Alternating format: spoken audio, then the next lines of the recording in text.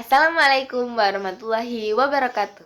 Perkenalkan, saya Alvina Putri Rudianto dari Prodi S1 Teknik Sipil kelas PAI Offering E24 yang dibimbing oleh Bapak Abdul Azim.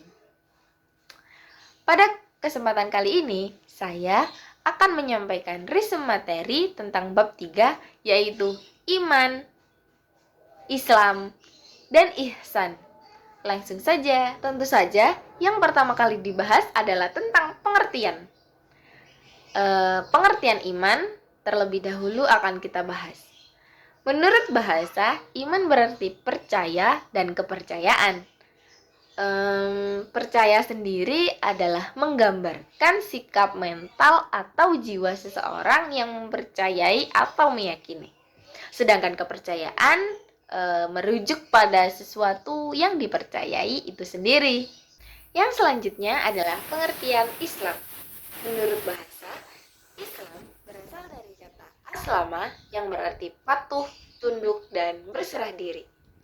Sedangkan menurut istilah, Islam adalah agama wahyu yang diturunkan oleh Allah SWT kepada rasul-rasulnya. Ini berisi wahyu Allah untuk disampaikan kepada umatnya. Islam adalah agama yang dibawa oleh para rasul Allah sejak Nabi Adam alaihissalam hingga Nabi Muhammad sallallahu alaihi wasallam. Pengertian selanjutnya adalah tentang ihsan. Ihsan secara etimologis berasal dari kata ahsana yushinu ihsanan yang berarti berbuat baik. Ihsan berarti apabila seseorang beribadah kepada Allah SWT seolah-olah ia melihat Allah. Jika tidak mampu melihatnya, maka ia harus yakin bahwa Allah melihat perbuatannya. Nah, itu tadi adalah beberapa pengertian tentang bab yang akan kita bahas. Yang selanjutnya, kita akan membahas tentang proses terbentuknya. Yang pertama, fitrah ilahi. Fitrah ilahi yang dimaksud adalah ciptaan Allah. Fitrah akan selalu atau selamanya ada pada diri manusia dan tidak mengalami perubahan. Lalu yang kedua adalah hidayah. Iman juga akan terbentuk melalui hidayah dari Allah Subhanahu wa Ta'ala. Di antara semua sebab terbentuknya iman, hidayah adalah sebab utamanya. Karena seseorang tidak dapat membuat orang lain beriman tanpa adanya hidayah atau ketukan hati dari Allah Subhanahu wa Ta'ala. Lalu proses terbentuknya iman yang ketiga adalah ikhtiar insani.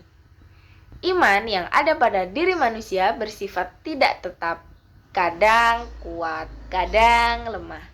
Suatu saat turun dan suatu saat akan naik. Dalam kesempatan dalam beberapa kesempatan dan keadaan yang berbeda. Setiap muslim hendaknya mengetahui cara-cara meningkatkan iman dan berupaya mempraktekannya, terutama saat iman turun. Selanjutnya, subbab ketiga yang akan dibahas adalah tentang ibadah. Tentang bagaimana sih cara manifestasi iman, Islam, dan ihsan itu sendiri. Oke, yang pertama kita bahas mungkin akan mengulik tentang hakikat ibadah. Ibadah adalah bentuk penghambaan diri kepada Allah yang bukan hanya berkaitan dengan hubungan manusia dengan Tuhan, tetapi juga hubungan manusia dengan sesamanya, bahkan juga menjadi hubungan manusia dengan semua makhluk. Adapun manfaat ibadah, yaitu pertama, menjaga keselamatan akidah. Yang kedua, menjaga agar hubungan antara manusia dengan Tuhan berjalan dengan baik dan abadi. Lalu yang ketiga adalah mendisiplinkan sikap dan perilaku agar etis dan religius. Lalu terdapat juga beberapa macam-macam ibadah. Yang pertama, ibadah mahdah atau ibadah khusus. Ibadah ini merupakan ibadah yang pelaksanaannya dicontohkan langsung oleh Nabi Muhammad SAW. Tata cara, syarat, dan ketentuan telah diatur dan ditetapkan oleh agama, sehingga tidak boleh menambah dan menguranginya. Contohnya seperti sholat, zakat, puasa, dan haji. Lalu jenis ibadah yang kedua adalah ibadah ghairu mahdah atau ibadah umum.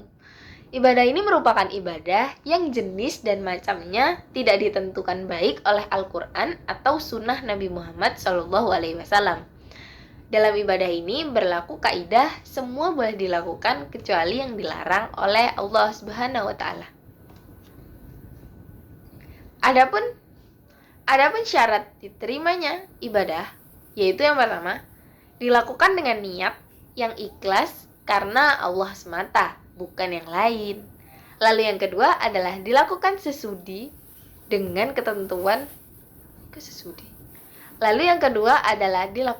sesuai dengan ketentuan Allah dan Rasul-Rasulnya, terutama seperti rukun, syarat, dan hal yang sebagainya. Di sini saya kembali mengingatkan bahwa sholat merupakan ibadah utama yang istimewa. Mengapa disebut istimewa? Karena sholat memiliki beberapa keistimewaan dan kelebihan. Yang pertama, sholat adalah ibadah badaniyah pertama kali yang diwajibkan oleh Allah Subhanahu wa Ta'ala. Yang kedua, perintah sholat 5 waktu diturunkan langsung.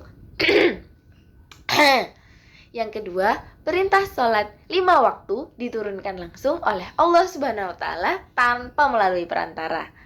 Lalu yang ketiga, sholat adalah tiang agama.